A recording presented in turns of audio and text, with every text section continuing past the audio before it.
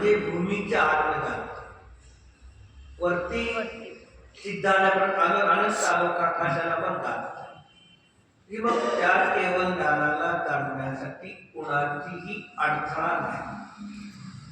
म्हणून असं ते ज्ञान एक अपेक्षेने विशेष आहे आणि एक अपेक्षेने सामान्य आहे आणि आपले चार ज्ञान एक अपेक्षेने विशेष आणि एक अपेक्षेने सामान्य आहे। ते अनेकांत पद्धतीने सांगताना कुठेही दोष येत नाही। मग ते केवळ ज्ञानी झाले। मग केवळ ज्ञानी होण्याच्या पूर्वी समजा कीर्तन करायला या मुख्य रूपाने आदिनाथ भगवंतांचा जन्म झाला। जन्मता 3 ज्ञानाचे धारण होते। सर्वात सिद्धीमध्ये होते तेव्हाही 3 ज्ञानाचे धारण होते। त्याच्या पूर्वभावामध्ये होते तेव्हा पण 3 ज्ञानाचे धारण 4 ज्ञानाचे धारण होते। इथे मनुष्य गतीमध्ये जन्मले 3 ज्ञानाचे धारण झाले। दीक्षा घेतल्यानंतर अंतर्मुखता चौथं मन पर्यायात प्रगट झालं। जी 4 क्षौषम ज्ञानाची त्यांच्याची योग्यता क्षौषम 4 ज्ञान आहे। पण एकाला एक ज्ञान उपयोग रूपाने कार्य करेल। 3 ज्ञान लब्धीमध्ये असेल उपयोग रूपाने कार्य करणार। मग श्रेणी आरूमध्ये श्रुत ज्ञान होतं। श्रुत ज्ञान होतं आणि ते 13व्या अवस्थानामध्ये केवळ ज्ञान झालं।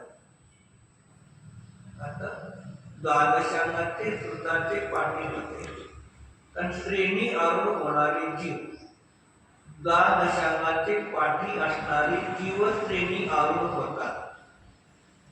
जे द्वादशांगाचे पाठी नाही ते श्रेणी आरूढ होऊ शकत नाही। मग उपशम श्रेणी अथवा क्षपक श्रेणी त्याच्यासाठी द्वादशांगाचे पाठी असणं आवश्यक आहे। मग त्या द्वादशांगामध्ये भावसुताचे पाठी असणं आवश्यक आहे। काय भावसुताचे पाठी कोणी मुनिराज द्वादशांगाचे द्रव्यसुताचे पण पाठी असतात आणि भावसुताचे पण पाठी असतात। आणि काही जीव द्वादशांगाचे द्रव्यसुताचे पाठी नाही पण भावसुताचे पाठी असतात। द्वादशांगाचे पाठी जसे भद्रभाऊ द्वादशांगाचे पाठी होते द्रव्यसुताचे। नितुष्माज म्हणणारे मुनी द्वादशांगाचे ज्ञान त्याला द्रव्यसुत भावसुत होतं। मग द्वादशांगाच्या द्रव्यसुताचा भावसुत होते।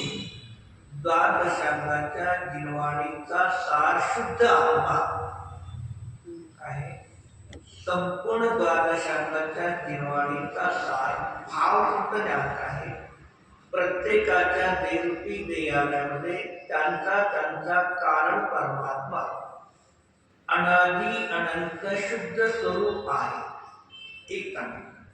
मग हे ज्याला ज्ञान आहे त्याला म्हणतं भावसुत। प्रवचन संहितामध्ये नवधान लागतात तिथे द्रव्यसुत केवली आणि भावसुत केवली 2 शाळे। प्रवचन 4 मध्ये 33 का 34 लागतात तिथे पण भावसुत केवली द्रव्यसुत केवली। भावसुत केवली